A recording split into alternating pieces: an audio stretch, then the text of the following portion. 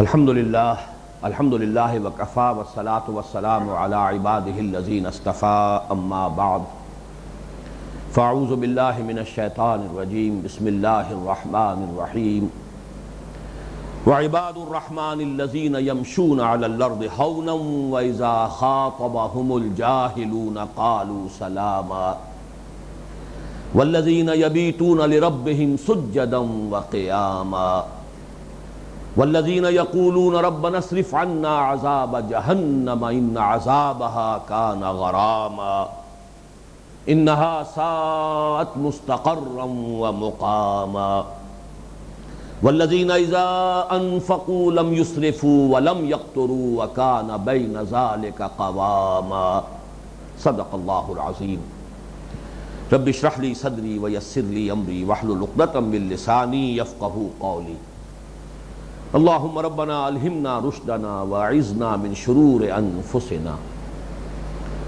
اللہم ربنا نور قلوبنا بالایمان واشرح صدورنا للاسلام ووفقنا لما تحب وترضى اللہم ربنا اجعلنا من عبادک المخلصین اللہم اجعلنا من عبادک المتقین آمین یا رب العالمین۔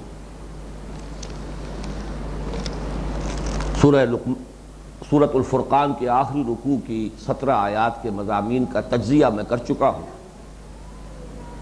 اور ہم ان 5 آیات کا مطالعہ کر رہے تھے کہ جن میں بندہ مومن کی ایک میچور شخصیت، پوری طرح تعمیر شدہ سیرت، اس کے خد و خال کیا ہے، جن میں سب سے پہلا وصف وعباد الرحمن الذین یمشون علی الارض ہونا، تواضع کی کیفیت، جس کے لیے کہ بڑا پیارا انداز اختیار کیا ہے شیخ سعدی رحمۃ اللہ علیہ نے۔ مجھے وہ شعر تو یاد نہیں ہے اس وقت، کہ تم دیکھتے ہو کہ جب کسی درخت پر پھل لگ جاتا ہے تو شاخیں جھک جاتی ہیں۔ جن شاخوں پر آم لگا ہوا ہے، جن پر کوئی پھل جو ہے وہ لدے پھلے ہیں جو شاخیں، تو وہ جھکیں گی۔ تو اللہ جسے کچھ دے، جتنا دے اتنا ہی اس میں جھکاؤ پیدا ہونا چاہیے، اس میں کوئی تکبر نہ ہو۔ تکبر ہے، عجب ہے، اور اپنی گردنوں کو اکڑا لینا ہے، یہ در حقیقت پیتھولوجی ہے، یہ انسان کی نفسیات کے کسی مرض کی علامت ہے۔ اسی میں میرا خیال تھا کہ میں آپ کو یہ عبدیت کا جو مقام ہے، جو حضور صلی اللہ علیہ وسلم کی ایک دعا میں آیا ہے، اور یہ دعا جو میرا بنیادی کتابچہ ہے اس تحریک تعلیم و تعلم قرآن کا اور دعوت رجوع القرآن کا، مسلمانوں پر قرآن مجید کے حقوق، اس کے آخر میں خوبصورت کتابت کے ساتھ، بڑی عمدہ سیٹنگ کے ساتھ یہ دعا دی گئی ہے۔ حضور کی دعا، یہ رات کی دعاؤں میں سے ہے، تہجد کی دعاؤں میں سے۔ اللہم انی عبدک وابن عبدک وابن امتک فی قبضتک ناصیتی بیدک ماضٍ فی حکمک عدل فی قضاؤک۔ اے اللہ، میں تیرا بندہ ہوں، میرا باپ بھی تیرا ایک ادنا غلام تھا، میری ماں بھی تیری ایک ادنا کنیز تھی، میں ہمتن تیرے قبضہ قدرت میں ہوں، میری پیشانی تیرے ہاتھ میں ہے، میرے پورے وجود میں تیرا ہی حکم جاری و ساری ہے، میرے ہر معاملے میں تیرا فیصلہ مبنی بر عدل ہے، جو فیصلہ تو کرتا ہے صحیح کرتا ہے، عدل اور انصاف پر مبنی کرتا ہے۔ یہ ہے وہ رشتہ، عبدیت کا رشتہ۔ اللہم انی عبدک وابن عبدک وابن امتک فی قبضتک ناصیتی بیدک ماضٍ فی حکمک عدل فی قضاؤک۔ یہ کیفیت جو ہے عبد الرحمن کی، یہ کیفیت سب سے پہلی، سب سے نمایاں۔ اب اسی آیت میں دوسرا وصف وَإِذَا خَاطَبَهُمُ الْجَاهِلُونَ قَالُوا سَلَامًا، جب ان سے الجھتے ہیں، مخاطب ہوتے ہیں جاہل۔ جاہل کے لفظ کو نوٹ کر لیجئے، اردو میں اس کا مفہوم ہے ان پڑھ آدمی، غیر تعلیم یافتہ انسان جاہل کہلاتا ہے۔ عربی میں یہ مفہوم اس کا نہیں ہے۔ یہ عاقل اور حلیم متبع انسان کے مقابلے میں لفظ جاہل ہے۔ ایک انسان وہ ہے کہ جو عقل کے تحت چل رہا ہے، بات سمجھ کر کرتا ہے، دوسرے کی بات بھی سمجھنے کی کوشش کرتا ہے، جو فیصلہ کرتا ہے اس کو تول کر اس کے پروز اینڈ کونس کو صحیح طور پر جانچ پرکھ کر کوئی قدم اٹھاتا ہے۔ پھر یہ کہ کوئی کسی طرف سے کوئی زیادتی ہو گئی ہے تو بھی اس پر فوراً ریئیکٹ نہیں کرتا، بلکہ سوچتا ہے، اس کا ریئیکشن بھی جو ہے وہ کیلکولیٹڈ ہوتا ہے، گارڈڈ ہوتا ہے۔ اسے آپ کہیں گے یہ ایک عاقل انسان ہے، یہ ایک حلیم الطبع انسان ہے۔ اور جو ان اوصاف سے محروم ہے، جذباتی انسان، فوراً غصے میں آ جانے والا، بھڑک اٹھنے والا، پھر یہ کہ بجائے عقل کے اپنی خواہشات، جذبات، شہوات کی پیروی کرنے والا، وہ جاہل ہے۔ تو وہ لوگ کہ جو ان صلاحیتوں کے ہیں، ان اوصاف کے حامل ہیں، وہ جب ان سے الجھتے ہیں تو یہ عبد الرحمن، یہ عباد الرحمن ان سے الجھتے نہیں ہیں، بلکہ سلام کہہ کر بڑی شائستگی سے رخصت ہو جاتے ہیں۔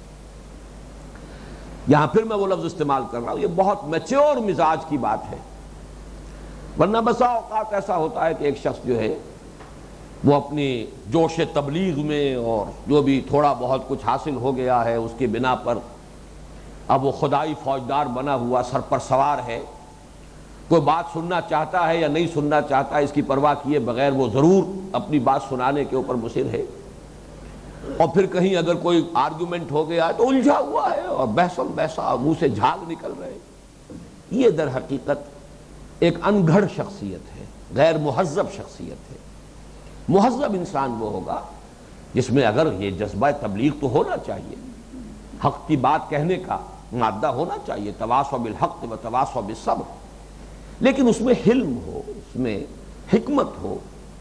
جیسے کہ کوئی باغبان ہے، کاشتکار ہے، وہ دیکھتا ہے کہ موسم بھی صحیح ہے، زمین بھی تیار ہو گئی ہے، اب بیج ڈالا جائے، ورنہ بغیر ان چیزوں کا لحاظ کیے وہ بیج بھی آپ ڈال دیں گے، بیج بھی ضائع ہو جائے گا۔ تو ایک تبلیغ کے اندر بھی چنانچہ اسی ضمن میں آیا ہے، حضور صلی اللہ علیہ وسلم پر بھی جب غلبہ ہوتا تھا اس تبلیغ کا اور جذبے کا، تو بہرحال ظاہر بات ہے، معاذ اللہ ثم معاذ اللہ یہ نہ سمجھیے گا کہ اس طرح کا کوئی طرز عمل حضور کا ہوتا تھا، لیکن یہ کہ اس کیفیت کا ایک غلبہ جو ہے اس کا ایک تذکرہ قرآن مجید میں ہے، سورہ یونس کی آیت نمبر 99 میں، افانت تکرہ الناس حتی یکونوا مؤمنین، اے نبی کیا آپ لوگوں کو مجبور کر دیں گے کہ وہ ایمان لے آئے؟ یعنی آپ کا کام ہے حق کو بیان کر دینا، یہ ضرور دیکھیے کہ ایسا نہ ہو کہ آپ کے بیان میں کوئی کمی رہ گئی، اس پر تو انسان غور کرتا رہے کہ میری طرف سے وضاحت میں کوئی کمی تو نہیں رہ گئی، میری کوشش میں کوئی کمی تو نہیں ہے، اگرچہ فیصلہ کرنا مشکل ہو جاتا ہے۔ یہ بھی در حقیقت ان چیزوں میں سے ہے جو میں بار بار کہتا رہا ہوں کہ اس دنیا میں بھی انسان جو ہے وہ معتدل راستہ جسے ہم کہتے ہیں وہ آسان نہیں ہے، معتدل روش اختیار کرنا، یہ بھی آگے آ جائے گا آج ہی کے درس میں کہ بڑی میچور شخصیت کی ضرورت ہوتی ہے، متوازن اور معتدل روش اختیار کرنا۔ بسا اوقات فیصلہ کرنا مشکل ہو جاتا ہے، ذرا سا ادھر ہو جائیں تو تکبر شمار ہوگا، ذرا سا ادھر ہو جائیں تو انسان جو ہے گویا کہ اس میں عزت نفس نہیں ہے، تو وہ کیفیت ہو جائے گی، بے غیرتی بے حمیتی پیدا ہو جائے گی، درمیان میں رہنا آسان کام نہیں۔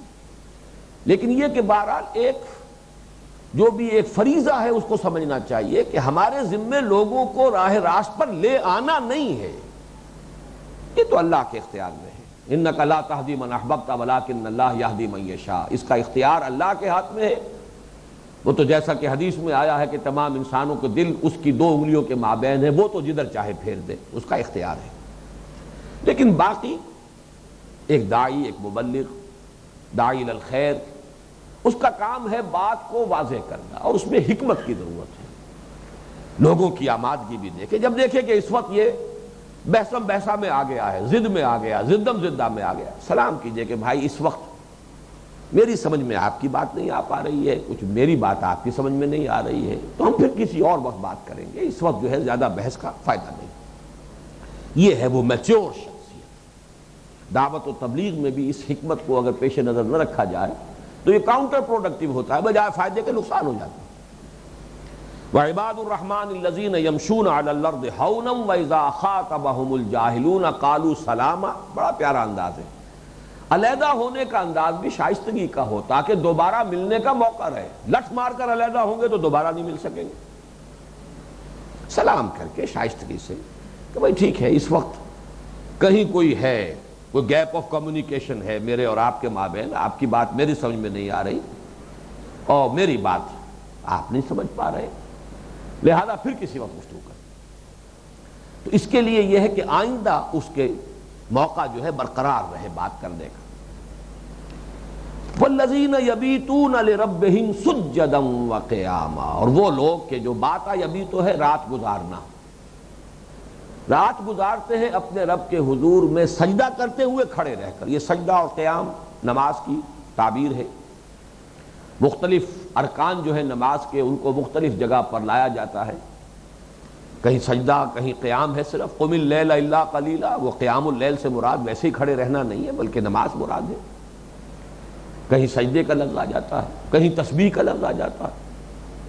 تو مختلف جو ہے نماز کے اجزاء یا ارکان ان کے ذکر سے پوری نماز مراد ہوتی ہے.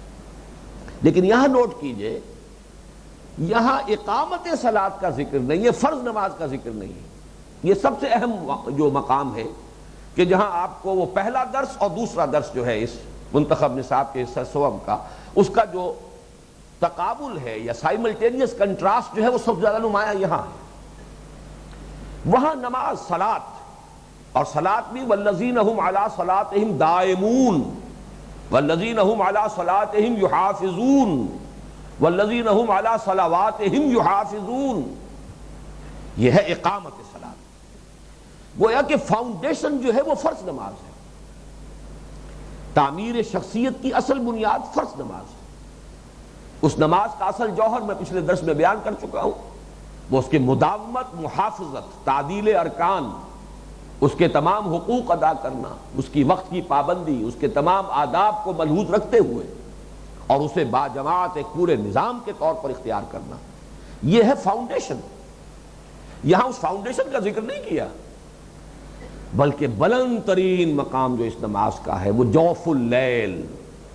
حدیث میں آیا ہے والناس نیام، جبکہ لوگ سوئے ہوئے ہو، جبکہ کسی کے علم میں نہ ہو. تم ہو اور تمہارا رب ہو اور تمہارا راز و نیاز ہو اور تمہاری آپس میں مناجات ہو، انائے صغیر انائے کبیر کے روبرو ہو، ہم کلام ہو. یہ رات کے وقت والذین یبیتون لربہم سجدا وقیاما.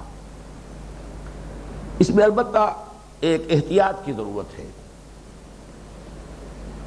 نماز جب فرض ہوئی ہے وہ ہے سن 11 نبوی، ہجرت سے 1-1.5 سال 2 سال قبل. اس سے پہلے ان مکی صورتوں میں جو نماز کا ذکر آتا ہے خاص طور پر اس انداز میں، سورہ مزمل میں قم اللیل الا قلیلا نصفہ او انقص منہ قلیلا وزد علیہ ورتل القرآن ترتیلا. تو ایک عدم توازن عام قاری کے ذہن میں پیدا ہو جاتا ہے کہ وہ فرض نماز کا پورا نظام اور پھر یہ نظام بھی پورا کا پورا سمجھتا ہے کہ شاید یہ دونوں چیزیں مطلوب ہیں برابر کے درجے میں. ایسا نہیں ہے. جب یہ چیزیں آ رہی تھی فرض نماز نہیں تھی. جب فرض نماز آئی ہے اس کیفیت میں تخفیف کر دی گئی. ان ربک یعلم انک تقوم ادنی من ثلثی اللیل ونصفہ وثلثہ وطائفۃ من الذین معک واللہ یقدر اللیل والنہار علم ان لن تحصوہ فتاب علیکم فاقرؤوا ما تیسر من القرآن علم ان سیکون منکم مرضی وآخرون یضربون فی الارض یبتغون من فضل اللہ وآخرون یقاتلون فی سبیل اللہ فاقرؤوا ما تیسر منہ واقیموا الصلاۃ وآتوا الزکاۃ. یہ ہے اصل انداز. ان دونوں کو آپ برابر رکھیں تو پھر تو خالص پھر خانقاہی نظامی رہ جائے گا، پھر کوئی اور کام کرنے کے قابل انسان نہیں رہے گا. یہی عدم توازن ہے در حقیقت کے جو پھر یکرخی شخصیتوں کو وجود میں لاتا ہے. جب سورہ مزمل نازل ہوئی ہے ابھی نماز پنجگانہ کا کوئی وجود تھا ہی نہیں. وہ تو صرف رات ہی کا قیام تھا، قیام اللیل تھا. وہ پوری رات، آدھی رات، تہائی رات، 2 تہائی رات. لیکن رفتہ رفتہ 2 نمازیں کر دی گئی. صبح و شام کا معاملہ کیا کرو، کچھ رات، کچھ صبح اور کچھ شام. پھر آگے اقیم الصلاۃ لدلوک الشمس الی غسق اللیل وقرآن الفجر ان قرآن الفجر کان مشہودا ومن اللیل فتہجد بہ نافلۃ۔ اب لفظ تہجد آیا ہے۔ تہجد ایک معین نماز ہوگی، اگرچہ جوف اللیل میں نصف شب گزر چکی ہو تب انسان اٹھے اور وہ نماز ادا کرے اور پھر سو جائے۔ یہ نہیں کہ اس کو آپ نے بس صرف فجر کے ساتھ ایک ضمیمہ بنا لیا، وہ تہجد نہیں ہے۔ وہ نوافل تو ہو گئے، اضافی شے ہے، ذکر ہے اللہ کا، فائدے سے خالی نہیں، برکات سے خالی نہیں، لیکن اصل تہجد وہ نہیں ہے، وہ یہ بالکل ایک علیحدہ ہے۔ اور وہ پھر اب ایک معین نماز ہے جس کے بارے میں آتا ہے کہ حضور کی تہجد 8 رکعتیں ہوتی تھی، 8 تہجد کی اور پھر 3 اس کے اوپر وتر، 11 رکعتیں آپ کا معمول تھا۔ تو یہ پھر ایک نماز بنی علیحدہ۔ یہاں جو ہے والذین یبیتون لربہم سجدا وقیاما، وہ لوگ جو پوری رات بسر کرتے ہیں۔ پوری رات کا بھی مطلب یہ نہیں ہے کہ پوری رات ہی نماز میں ہو، کچھ دیر نماز پڑھی پھر تھوڑی دیر آرام کر لیا، پھر ہڑبڑا کر اٹھا انسان، اس لیے کہ جب کوئی دھن سوار ہوتی ہے تو پھر وہ گہری غفلت کی نیند نہیں آتی، پھر جاگتا، پھر کھڑا ہوا، پھر اپنے رب کو یاد کیا، پھر کچھ گڑ گڑایا، پھر کچھ راز و نیاز ہے، پھر کچھ مناجات ہے، پھر طبیعت کے اوپر جو ہے اب ایک جو استراحت کا جو ایک تقاضا ہے پھر پیدا ہوا، پھر تھوڑی دیر سو گئے۔ اور یہ بڑی تفصیل سے میں بیان کر چکا ہوں، سورہ آل عمران کی جو آخری رکوع کی آیات نازل ہوئی ہیں اس شب یہ کیفیت بڑی شدت کے ساتھ حدیث میں آیا ہے، پوری رات آپ کی یہ کیفیت رہی۔ تو جب باتا یبیتوں سے مراد یہ نہیں ہے کہ پوری رات بسر کی جائے، بلکہ وقفے وقفے سے آدمی گویا کہ ایک دھن سوار ہے، ایک لگن لگی ہوئی ہے دل کو کہ جو غفلت کی نیند کی طرف جانے نہیں دے رہی۔ لیکن یہ بھی وہ دور جو ابتدائی دور ہے، جب اس کا بدل آ گیا، 5 نمازیں، اس کا پورا نظام، اس کی پابندی، اس کی محافظت، اس کی مداومت، تو اب یہ کیفیت جو ہے ظاہر بات ہے کہ اللہ نے ہی بنایا ہے انسان کے جسم کو، اس کے تقاضوں کو وہ خوب جانتا ہے۔ وَإِنَّ لِنَفْسِكَ عَلَيْكَ حَقًّا، تمہارے نفس کا بھی تم پر حق ہے، اس کا بھی ایک حق ہے جو تمہیں ادا کرنا ہوگا۔ اس اعتبار سے پھر وہ توازن جو ہے اس کو ذہن میں رکھنا ضروری ہے۔ والذین یبیتون لربہم سجدا وقیاما والذین یقولون ربنا اصرف عنا عذاب جہنم، اور وہ لوگ کہ جو کہتے ہیں کہ اے رب ہمارے دور کر دے ہم سے، پھیر دے ہم سے جہنم کے عذاب کو، ان عذابہا کان غراما، یقیناً اس کا عذاب لاگو ہو جانے والی، اصل میں غرام اور مغرم کا لفظ آتا ہے تاوان، کسی کے اوپر کوئی چٹی پڑ گئی، بھگتنی ہی ہے، اب اس سے کوئی رستگاری نہیں ہے، کوئی اس سے جو ہے انسان کسی طریقے سے مفر نہیں حاصل کر سکتا، تو غرامہ لاگو ہو جانے والا۔ اور یہ جو اس رکوع کا اور اس سورت کا آخری لفظ ہے فقد کذبتم فسوف یکون لزاما، لزاما غراما تقریباً مترادف الفاظ ہے، لازم ہو جانے والی شے، چمٹ جانے والی شے، لاگو ہو جانے والی شے، پیچھا نہ چھوڑنے والی شے، یہ گویا کہ غرامہ اور لزامہ دونوں کا مفہوم ہے۔ ان عذابہا کان غراما انہا سات مستقرا و مقاما، یقیناً وہ بہت بری جگہ ہے، مستقر ہونے کے اعتبار سے بھی اور مقام ہونے کے اعتبار سے بھی۔ اب اس میں نوٹ کیجئے، میں نے اس کو اس میچور شخصیت، دل آویز شخصیت کے اوصاف میں شمار نہیں کیا ہے، اس لیے کہ یہ تو بنیادی شے تھی، جیسے کہ ہم سورہ معارج میں ہم دیکھ چکے ہیں، اس کی جو آیات ہیں ہمارے پہلے سبق کی، والذین یصدقون بیوم الدین والذین هم من عذاب ربہم مشفقون ان عذاب ربہم غیر معمول، یہ تو وہی بات ہے، تذکرہ ہو رہا ہے عمل کے ضمن میں، اس لیے کہ ایمان بالآخرت اصل محرک ہے عمل کا۔ یہ بارہا میں بیان کر چکا ہوں کہ ایمانیات ثلاثہ میں سے نظری، علمی، اصولی اعتبار سے اصل ایمان ایمان باللہ، قانونی، فقہی، شرعی اعتبار سے اصل ایمان ایمان بالرسالت، اخلاق اور عمل اور رویے پر اثر انداز ہونے کے اعتبار سے اصل ایمان ایمان بالآخرہ ہے۔ آخرت کا استحضار ہو اور باس پرس کا خیال رہے تو آدمی سیدھا رہے گا، تیر کی طرح سیدھا رہے گا، اور کسی وجہ سے یہ مسئولیت کا احساس ذہن سے نکل جائے تو پھر ایمان باللہ اور معرفت جو ہے یہ بھی ایک ذہنی لذت کی بات بن کر رہ جاتی ہے، اور ایمان بالرسالت جو ہے وہ بھی بس عشق عشق رسول کے پھر وہ دھندے اس سے پیدا ہوتے ہیں جو آج کل ہمارے معاشرے میں ہیں۔ عمل پیدا نہیں ہوتا اس سے، عمل پیدا ہوتا ہے آخرت سے، جب یہ احساس ہو کہ جواب دہی ہے، بدلہ مل کر رہنا ہے۔ تو چونکہ یہاں پہ وہ عملی کردار کا نقشہ کھینچا جا رہا ہے، لہذا اس کا ذکر تو ہے، لیکن میں نے جو گنتی کی تھی کہ 4 اوصاف شروع میں ہے اور 4 یا 3 بعد میں ہے، تو ان میں سے گنتی کر لیجئے کہ جو میچور شخصیت ہے، بندہ مومن کی پوری طرح تعمیر شدہ شخصیت کے دل آویزی کے جو پہلو ہیں، ان میں سب سے پہلا تواضع، وعباد الرحمن الذین یمشون علی الارض ہونا، دوسرا طبیعت میں حلم، وَإِذَا خَاطَبَهُمُ الْجَاهِلُونَ قَالُوا سَلَامًا، تیسرا رات کی نماز تہجد، وَالَّذِينَ يَبِيتُونَ لِرَبِّهِمْ سُجَّدًا وَقِيَامًا، چوتھی بات آگے آئے گی۔ یہاں درمیان میں آخرت کا تذکرہ، جہنم کا تذکرہ، لیکن یہاں ذرا نوٹ کیجئے کہ اسلوب وہ ہے کہ جو اور کسی جگہ نہیں ہے قرآن میں۔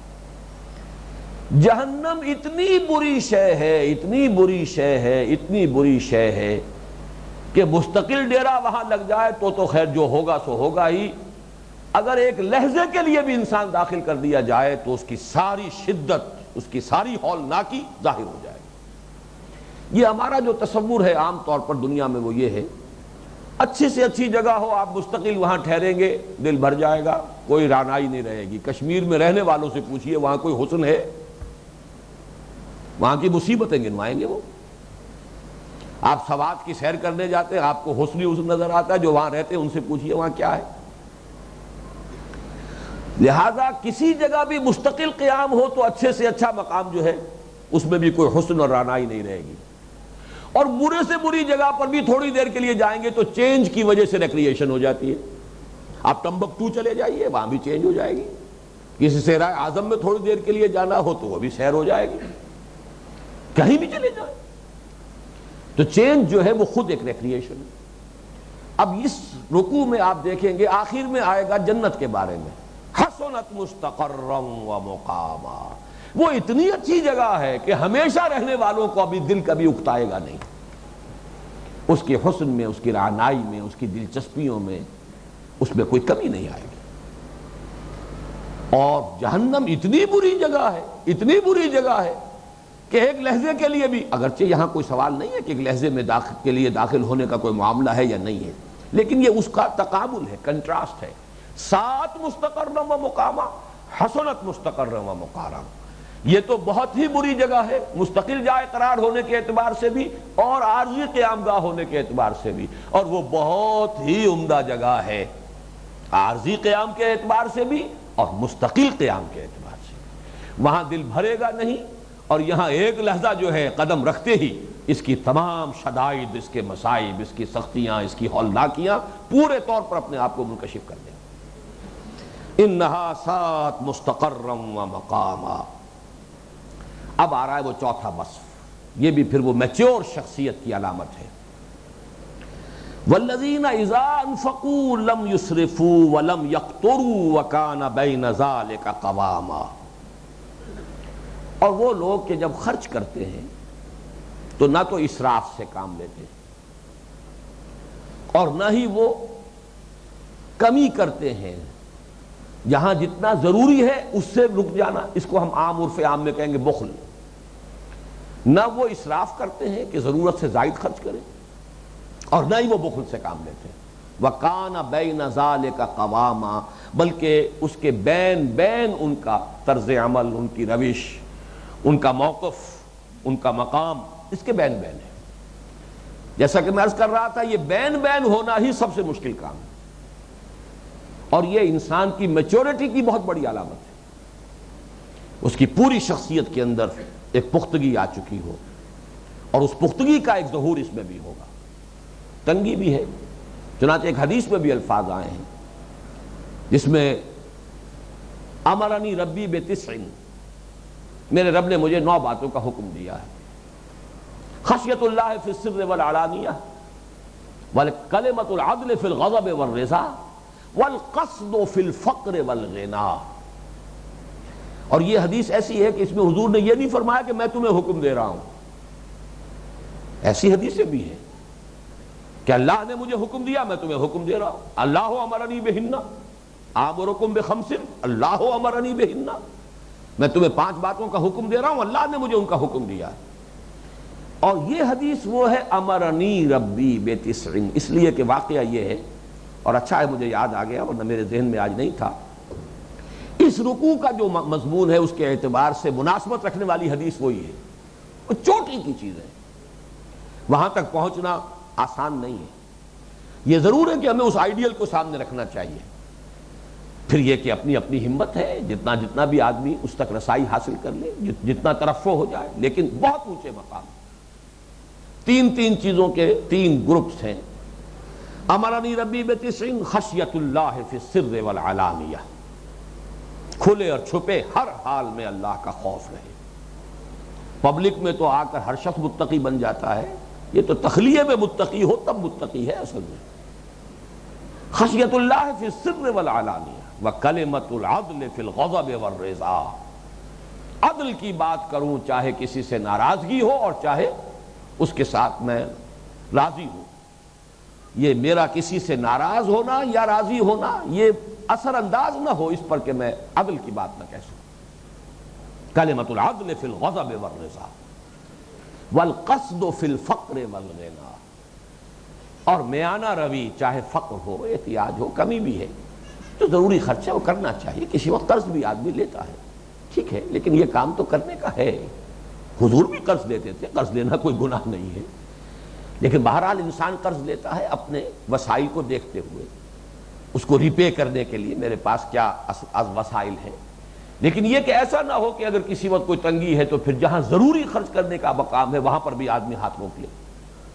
والقصد فی الفقر والغنا، فقر ہو چاہے غنا ہو، یہ نہیں ہونا چاہیے کہ کسی وقت محتاط ہے، بہت پیسہ ہے، دولت آئی ہے تو اب وہ اللے تللے ہو رہے ہیں اور حاتم طائی کی قبر کو لاتے ماری جا رہی ہیں، یہ نہیں۔ یہ دونوں کیفیات جو ہیں وہ در حقیقت وہ اممیچورٹی کی علامت ہوگی۔ والقصد فی الفقر والغنا، حدیث بھی پوری کر ہی دوں، وان اصل من قطعنی واعطی من حرمنی واعفو عمن ظلمنی، جو مجھ سے کٹے میں اس سے جڑوں، جو مجھے محروم رکھے میں اسے دوں، جو مجھ پر ظلم کرے میں اسے معاف کر دوں۔ وَأَن يَكُونَ صَمْتِي فِكْرًا وَنُطْقِي ذِكْرًا وَنَظَرِي عِبْرًا، یہ ویسے بھی جس کو کہا گیا ہے جوامع الکلم، بہت جامع کلمات جس میں کہ علم اور حکمت کے بڑے بڑے خزانے ہیں، میری خاموشی فکر پر مشتمل ہو، غور و فکر، تفکر و اعتبار، میری گفتگو ذکر پر مشتمل ہو، اللہ کی بات ہو رہی ہو، اللہ کی بات پہنچائی جا رہی ہو، اللہ کی ذکر کیا جا رہا ہو، وَنَظَرِ عِبْرَةً، اور میرا دیکھنا سبق حاصل کرنے کے لیے، عبرت حاصل کرنے کے لیے، جہاں دیکھوں نتیجہ حاصل کروں، کوئی عبرت حاصل کروں۔ وَأَن يَكُونَ صَمْتِي فِكْرًا وَنُطْقِي ذِكْرًا وَنَظَرِي عِبْرَةً، اور آخری بات وَأَنْ آمُرَ بِالْمَعْرُوفِ وَأَنْهَىٰ عَنِ الْمُنکَرِ، اور یہ 10ویں بات ہے، 9 باتیں پوری ہو چکی ہیں، لیکن یوں سمجھیے کہ سب کے لیے فائنل جو ہے سیل کہ نیکی کا حکم دوں بدی سے روکوں، یہ چونکہ ہر مومن کو حکم ہے اس لیے اس کو حضور نے شمار نہیں کیا، ورنہ 10 باتیں کہتے ہیں، 9 باتیں کہ جو خاص مجھے حکم دیا اللہ نے، امرنی ربی بتسع خشیت اللہ فی السر والعلانیہ وکلمۃ العدل فی الغضب والرضا والقصد فی الفقر والغنا وان اصل من قطعنی واعطی من حرمنی واعفو عمن ظلمنی وان یکون صمتی فکرا ونطقی ذکرا ونظری عبرہ، 9 باتیں پوری ہو گئی۔ وان آمر بالمعروف وانہی عن المنکر، یہ ہے وہ قصد فی الفقر والغنا۔ فرمایا والذین اذا انفقوا لم یسرفوا ولم یقتروا وکان بین ذلک قواما، یہ قصد کا لفظ آ چکا ہے ہمارے تیسرے درس میں، حضرت لقمان کی نصیحتوں میں بھی آخری جو آیت تھی اس رکوع کی، وَاقْصِدْ فِي مَشْيِكَ وَاغْضُضْ مِنْ صَوْتِكَ، اپنی چال میں میانہ روی اختیار کر، اور وہاں میں نے عرض کیا تھا چال سے مراد صرف چلنا ہی نہیں ہے بلکہ یہ تو آپ کی روش، چال ڈھال، پورا معاملات، تمام زندگی کے معاملات کے اندر چال ڈھال کی روش اختیار کرنا، اعتدال کی روش اختیار کرنا۔ قصد کا لفظ جو آتا ہے وہ عربی زبان میں قصد السبیل، سیدھا راستہ، اس لیے کہ آپ کو معلوم ہے کہ دو جو نقاط پوائنٹس ہوں گے تو ان کے درمیان جو کم سے کم ڈسٹنس ہوگا وہ اسٹریٹ لائن ہوگی. تو قصد السبیل سب سے درمیانی راستہ جو سب سے سیدھا راستہ ہوگا. اور سفراً قاصداً یہ سورہ توبہ میں لفظ آیا ہے. بہرحال اسی سے لفظ اقتصاد بنا. اقتصادیات، اصل میں اقتصادیات کا عنوان کیا ہے؟ مالی معاملات کے اندر ایسی میانہ روی، اعتدال، ہیوز اور ہیو نوٹس کے طبقات پیدا نہ ہو جائیں. کہ لا یکون دولتم بین الاغنیاء منکم، ایسا نہ ہو کہ ایک طرف دولت کے انبار لگتے چلے جائیں اور ایک طرف فقر اور احتیاج ہو، جس کو شاہ ولی اللہ دہلوی کہتے ہیں رحمۃ اللہ علیہ کہ یہ دو دھاری تلوار ہے. جس معاشرے میں تقسیم دولت کا نظام غیر منصفانہ ہو جاتا ہے دونوں طرف نقصان ہے. جدھر ارتکاز دولت ہوگا عیاشیاں ہوں گی، بدماشیاں ہوں گی، اللے تللے ہوں گے، معاشرے کو گویا کہ یہ کینسر لگ جائے گا. اور دوسری طرف فقر ہوگا، احتیاج ہوگی، بھوک ہوگی. اس کے نتیجے میں کاد الفقر وان یکون کفرا، حدیث کے الفاظ ہیں. فقر تو کفر کے قریب تک انسان کو لے جاتا ہے، یہ احتیاج جو ہے انسان کو کفر تک پہنچا دیتا ہے. تو دونوں طرف سے یہ جو غیر منصفانہ تقسیم دولت کا نظام ہے ادھر سے بھی کاٹ رہی ہے، ادھر سے بھی کاٹ رہی ہے. اس میں ایک لفظ جو آیا اسراف، اس کو بھی سمجھ لیجئے. لم یسرفوا ولم یقتروا. اسراف کہتے ہیں کسی ضرورت کی جگہ پر ضرورت سے زیادہ خرچ کرنا. اس کے برعکس ایک لفظ ہے تبذیر. ویسے عام طور پر جوڑ کر جیسے کہ ہماری گفتگوؤں میں، تحریر و تقریر میں الفاظ کو، مترادفات کو جمع کرنے کا رجحان ہوتا ہے اسراف و تبذیر، لیکن یہ بالکل سینونیمز نہیں ہیں، بالکل ہم معنی اور مترادف نہیں ہیں. اسراف ہے جائز ضرورت میں ضرورت سے زائد خرچ کرنا. انسان کی غذا اس کی ضرورت ہے، لیکن یہ کہ جتنی غذا سے انسان کی ضرورت پوری ہو جائے، اس سے زائد غذا جو ہے اسراف ہے. ایک سالن روٹی سے گزارا ہو سکتا ہے، کئی کورسز اور کئی ڈشز، یہ اسراف ہے. کپڑے انسان کے لیے ضروری ہیں، چند جوڑوں سے بھی گزارا ہوتا ہے، لیکن پورے وارڈ روز کے بعد وارڈ روز بھرتے چلے جائیں، یہ اسراف ہے.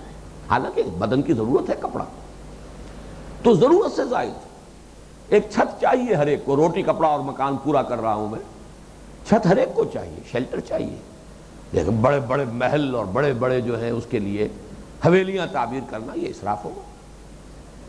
جبکہ تبذیر یہ آئے گا سورہ بنی اسرائیل کا جو تیسرا اور چوتھے رکوع کا درس ہے، اس میں آئے گا وَلَا تُبَذِّرْ تَبْذِيرًا إِنَّ الْمُبَذِّرِينَ كَانُوا إِخْوَانَ الشَّيَاطِينَ. تبذیر کہتے ہیں بلا ضرورت صرف نمود اور نمائش کے لیے خرچ کرنا. یہ تو گویا کہ شیطنت ہے. وَلَا تُبَذِّرْ تَبْذِيرًا إِنَّ الْمُبَذِّرِينَ كَانُوا إِخْوَانَ الشَّيَاطِينَ. نمود و نمائش کے لیے دولت خرچ نہ کرو. اور یہ جو لوگ صرف نمود و نمائش کے لیے مال اڑاتے ہیں یہ شیطانوں کے بھائی ہیں. یہ تو جب ہم سورہ بنی اسرائیل کے وہ آیات پڑھیں گے تو میں اس کی وضاحت تفصیل سے کروں گا، لیکن نوٹ کر لیجئے والذین اذا انفقوا لم یسرفوا ولم یقتروا وکان بین ذلک قواما. اور وہ لوگ کہ جو خرچ کرتے ہیں جب تو بین کی ایک روش. امت مقتصدہ، درمیانی امت، درمیان کی ایک روش. یہ مقتصدہ کا لفظ قرآن مجید میں مقام مدح میں 3 دفعہ آیا، مقتصد اور مقتصدہ، بین معتدل روش. لیکن جیسا کہ میں عرض کر چکا ہوں سب سے مشکل کام یہی، توازن اور اعتدال ہی سب سے مشکل ہے. یا آدمی اس انتہا کو نکل جاتا ہے یا ادھر نکل جاتا ہے، یا نعرے بازی ہو رہی ہے، اپنے دامن کردار کا خیال ہی نہیں ہے کہ میں خود کہاں ہوں، لیکن جہاد ہو رہا ہے اور جا رہے ہیں اور جان دی جا رہی ہے. اور یا یہ ہے کہ پھر وہ اپنے ہی تزکیے میں لگے ہوئے ہیں، معاشرے کی فکر ہی نہیں ہے، زمانہ کدھر جا رہا ہے، ماحول کدھر جا رہا ہے. ان دونوں کے مابین توازن پیدا کرنا آسان کام نہیں ہے. یا خانقاہی نظام ہوگا اور یا پھر جو کچھ ہمارے ہاں ہوتا ہے عام طور پر دین کے نام پر، اور اسی وجہ سے ناکامیوں پر ناکامیاں مقدر بنتی چلی جا رہی ہیں، وہ توازن نہیں. تو یہ سب سے علقہ شے. ان 5 آیات میں 4 اوصاف آ گئے. اب ہے وہ اس رکوع کا جوف، اس کا پیٹ، اس کا درمیانی حصہ. اگرچہ اسلوب تو اس کا بھی یہی ہے والذین لا يدعون مع اللہ الہا آخر ولا يقتلون النفس التي حرم اللہ الا بالحق ولا يزنون. اور وہ لوگ کہ جو اللہ کے ساتھ کسی اور معبود کو نہیں پکارتے اور نہ ہی وہ قتل کرتے ہیں کسی جان کو مگر حق کے ساتھ، اس جان کو جسے اللہ نے محترم قرار دیا ہے، اور نہ ہی وہ زنا کرتے ہیں۔ یہ چیز جو ہے اگرچہ اسلوب وہی ہے، وہ اوصاف میں میں نے ان کو شمار نہیں کیا، کیوں نہیں کیا، نوٹ کیجئے، یہ تو بڑے بیسکس ہیں، یہ تو وہ چیزیں ہیں کہ جس کے بغیر اسلام کا کسی بندہ مومن کا کوئی تصور ہی نہیں۔ یہاں ہم یہ کہیں گے کہ یہ بطور تعریض ہے، یہاں در حقیقت اشارہ کیا جا رہا ہے جو مخالفین ہیں، جماعت تو موجود ہے، ایک طرف حضور ہے محمد الرسول اللہ والذین معہ، ایک طرف ان کے مخالفین ہیں، معاندین ہیں، مشرکین ہیں، ان کے اوصاف کی طرف اشارہ کیا جا رہا ہے۔ لیکن یہ کہ واقعہ یہ ہے کہ یہ اس اعتبار سے فلسفہ دین کا بہت اہم مقام ہے کہ دین اور شریعت کا جو ڈھانچہ بنا ہے اسلام میں، اس میں تین چیزیں انتہائی فنڈامنٹل ہیں، بڑی بنیادی، جس کی کہ تفصیل آئے گی سورہ بنی اسرائیل کے تیسرے اور چوتھے رکوع میں۔ شرک سے اجتناب، احترام جان، اور زنا سے اجتناب، قتل ناحق سے اجتناب، شرک سے اجتناب، زنا سے اجتناب۔ یہ گویا کہ وہ فنڈامنٹل آبجیکٹیوز ہیں جن کے تحت پھر قانون سازی کی گئی ہے۔ زنا کو روکنا مقصود ہے، لہذا پردہ، سیگریگیشن آف سیکسز، ستر اور حجاب کے احکام۔ اصل مقصود کیا ہے؟ زنا کو روکنا۔ قتل نفس، اس کو روکنے کے لیے بڑا تفصیلی قانونی نظام، احترام جان۔ اور اس کو اس اعتبار سے لیجئے تو یہ شرک اور توحید کا مسئلہ کیا ہے؟ یہ تو در حقیقت وہ شے ہے کہ جس پر پورے انسان کے ذہن اور فکر کی درستی کا دار و مدار ہے۔ شرک کی طرف گئے تو پورا کا پورا معاملہ جو ہے آپ کا نقطہ نظر ہی غلط ہو گیا، بات ہی ختم ہوئی۔ توحید ضروری ہے فکر کی درستی کے لیے، انسان کی صحت، اس کے نظریات کی، اس کے فکر کی، اس کی جڑ، اس کی بنیاد توحید۔ پھر یہ کہ جس معاشرے میں احترام جان نہیں ہے، تمدن کی جڑ ختم ہو گئی۔ تمدن کی جڑ کیا ہے؟ مین از گریگوریس اینیمل، مل جل کر رہتا ہے، متمدن حیوان ہے۔ اور یہ تمدن کی ساری بنیاد یہ ہے کہ جان کا احترام ہو، قتل نفس نہ ہو۔ جس معاشرے میں اس شے کو ہلکا سمجھ لیا گیا ہو، گویا کہ تمدن کی جڑ کٹ گئی۔ اور تیسری چیز ہے، جس معاشرے میں زنا رواج پا جائے، اس میں فساد، وہ سنڈاس بن جاتا ہے، تعفن، بدبو، کوئی خیر اس میں نہیں رہے گا، پورا عائلی نظام درہم برہم ہو جائے گا، شوہروں اور بیویوں کے درمیان باہمی اعتماد نہیں رہے گا، ان کی باہمی الفت، آپس میں رافت، آپس کی ہمدردی، آپس کا اعتماد، یہ ختم ہو گیا تو جو اگلی نسل پل رہی ہے اس کے لیے صحت مند ماحول نہیں ہے، منفی اثرات پیدا ہوں گے۔ اب وہاں سے مجرم اور باغی جو ہے پروان چڑھیں گے، اس لیے کہ وہ صحت مند ماحول نہیں۔ یہ تین ہیں فنڈامنٹلز۔ اور اگر آپ شریعت کا جائزہ لیں گے، جیسا کہ میں نے عرض کیا، آگے چل کر یہ بات آئے گی وضاحت کے ساتھ، ہمارے اس منتخب نصاب میں تو جو سورہ بنی اسرائیل کا سبق ہے، تیسرا اور چوتھا رکوع، لیکن یہ ہے کہ سورہ نساء میں جو معاشرتی سطح پر واقعہ یہ ہے کہ قرآن مجید کی سب سے اہم صورت ہے، اس میں ان کو پورے فلسفے کو جو ہے انہی تین بنیادوں پر اٹھایا گیا۔ توحید یہ ہے گویا کہ فکر انسانی کی صحت، اس کا نقطہ نظر، اس کی سوچ، اور ظاہر بات ہے انسان حیوان عاقل ہے، ذہن اور فکر اور سوچ جو ہے یہ اس کا ایک امتیازی وصف ہے، وہی ٹیڑھا ہو گیا تو سارا کا سارا معاملہ غلط ہو گیا۔ نمبر دو، تمدن، مدنیت، اور اس تمدن کی بنیاد احترام جان۔ جس شخص نے ایک جان کو قتل کر دیا ناحق، فکانما قتل الناس جميعا ومن احیاها فکانما احیا الناس جميعا، ایک انسانی جان کا ناحق قتل کرنا اس کے مساوی ہے کہ گویا کہ تمام انسانوں کو قتل کر دیا۔ یہ آخر کیوں ہے یہ شدت؟ اس لیے کہ تمدن کی جڑ یہی ہے، ناحق قتل جو ہے وہ تمدن کی جڑ کو کاٹ دیا آپ نے۔ اور معاشرے کے اندر صحت، معاشرے کے اندر اچھی فضا، عورت اور مرد کا جو بھی یہ دو پہیے ہیں گاڑی کے، ان کے مابین صحیح ربط اور ارتباط، صحیح موافقت، اور اس سے یہ ہے کہ اگلی نسل کے ایک صحیح ماحول میں پروان چڑھنے کا امکان ختم ہو جائے، جہاں یہ عفت نہ رہے، عصمت نہ رہے، جہاں زنا کا چرچا ہو جائے۔ تو یہ یوں سمجھیے کہ یہ اکبر الکبائر بھی ہیں۔ دین کے فلسفے، دین اب دین کے نظام، نظام شریعت، نظام قانون، اس کے اعتبار سے یہ تین فنڈامنٹلز ہیں۔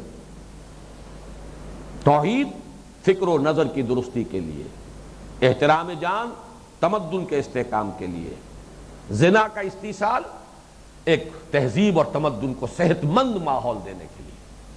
اور جہاں تینوں چیزیں گئیں، یہ گویا کہ سب سے بڑے گناہ ہیں۔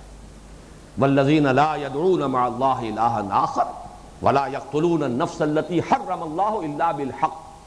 نفس کے لیے لفظ آیا حرم اللہ، اللہ نے محترم قرار دیا ہے اسے۔ احترام جان، آدمیت احترام آدمی است۔ علامہ اقبال کا بڑا پیارا یہ مصرع ہے۔ الا بالحق کی چار شکلیں ہیں علماء اور فقہاء اسلام کے نزدیک، چار کے سوا جو شکل بھی ہے قتل کی وہ قتل ناحق ہے۔ نمبر ایک، قتل عمد میں قصاص کے طور پر اگر مقتول کے ورثاء معاف کرنے کو تیار نہ ہو قاتل کو، اور نہ دیت لینے کے لیے تیار ہوں، خوب بہا لینے کے لیے تیار ہوں، بلکہ جان کے بدلے جان پر مصر ہو، تو قتل ہو جائے۔ نمبر دو، زانی شادی شدہ، یہ قتل کی سخت ترین شکل ہے رجم، شادی شدہ ہو کر زنا کرے۔ نمبر تین، اسلامی ریاست میں مرتد، اس لیے کہ یہ در حقیقت اس ریاست کی جڑوں کو کھودنے والی بات ہے۔ اسلامی ریاست آئیڈیولوجیکل سٹیٹ ہے، اس کی بنیاد جو ہے وہ اسلام پر قائم ہے، اور یہ اس کی جو بنیادوں کو کھودنے کے لیے ایک حربے کے طور پر استعمال کیا جا سکتا ہے، لہذا یہ تیسری شکل ہے قتل مرتد اسلامی ریاست میں۔ اور چوتھی شکل ہے کسی کافر کا قتل اگر وہ حربی ہے، وار ڈکلیئرڈ ہو اور کافر، جس کے خلاف جنگ کا اعلان ہے، یہ نہیں کہ جس کافر کو جہاں چاہ پکڑ کے قتل کر دیا، یا اگر کوئی کافر غیر مسلم مسلمان ریاست میں ذمی کی حیثیت سے ہے تو اس کو قتل کر دیا۔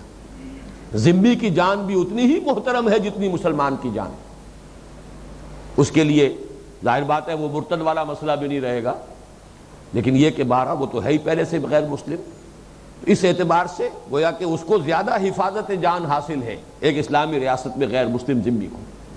تو ان چار شکلوں کے علاوہ جو بھی پانچویں صورت ہوگی وہ قتل نفس ہے بغیر حق۔